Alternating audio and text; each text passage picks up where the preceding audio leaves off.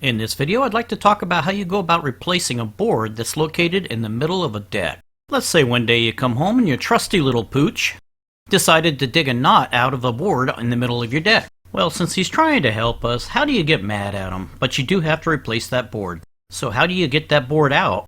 Well, there's the traditional method, where you drill the head of the fastener out, then pry the board up. But this is a very time-consuming way of doing it. And if you're drilling out screw heads, it'll destroy your drill bits in no time flat. So that also means it's an expensive way of replacing a board.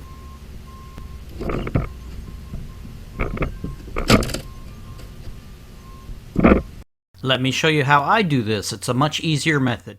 You'll need some Forstner bits and a Sawzall. Oh, and you'll also want to have a pair of vice grips on hand. Let's take this board out here. It's got a big crack running right down the middle of it. The first thing we want to do is drill a hole in the deck large enough for your Sawzall blade to go through. That's where the Forstner bit comes in handy because it drills fast.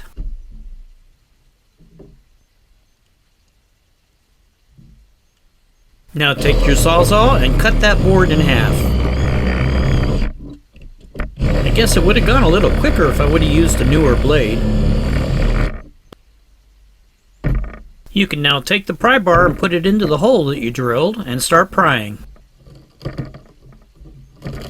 So it looks like it wasn't just cracked, it was actually rotten.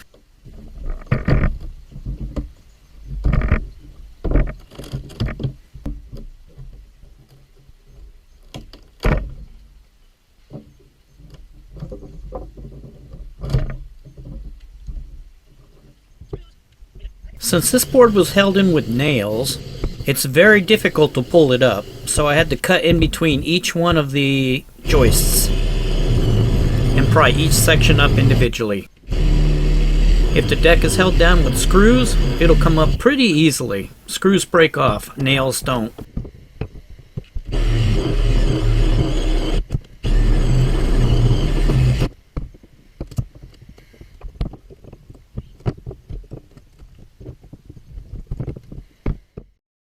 Now we need to deal with the screws and nails that are left over.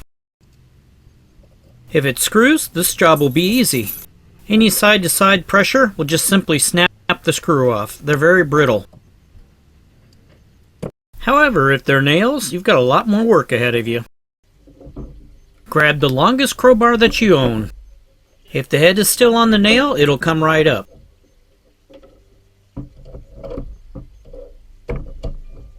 It looks like I'm going to have to take a second and go fetch a ball from underneath my deck.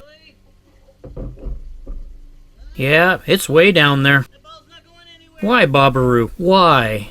However, if the head of the nail is gone because it's rusted off or broken off, this is where your vice grips come into play again.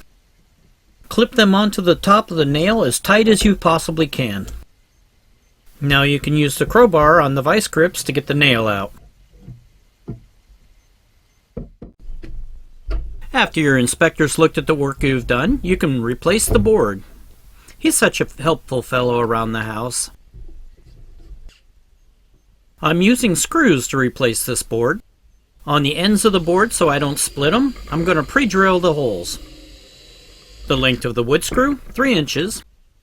And stay the heck away from Phillips. Use these Torx bits. Unlike Phillips screws, Torx screws can actually be removed. The screws that you install in the middle of the board can be just driven straight in, or you can pre-drill if you feel like it. After you've put in your new board, it may not be level with the rest of the deck. It might be higher or lower. In this case, the board was higher. Break out your trusty belt sander. You can gently slope the edges of the board so that it's not a trip hazard. When you're done sanding, apply a new coat of stain to the deck board, and you're good to go for a little while without falling through your deck. Well, thanks for watching.